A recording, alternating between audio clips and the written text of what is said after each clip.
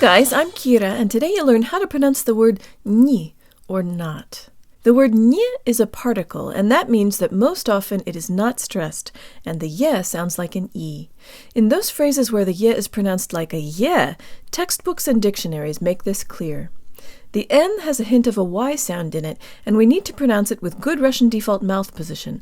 Jaw slightly forward, tip of the tongue behind the bottom teeth, lips rounded and protruded. Ni.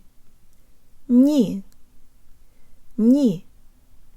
If yours sounds more like ni, you need to work more on shifting the position of your jaw, tongue, and lips. Let's think through it carefully one more time. Jaw slightly forward, tip of the tongue behind the bottom teeth, lips rounded and protruded. Ni. Ni. Ni. Ni. That's it, guys.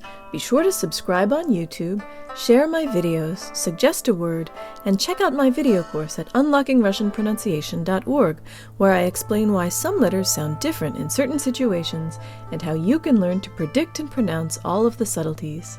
And if you teach Russian and you like my videos, please consider tagging me on Instagram so your students can see them too. Счастливо!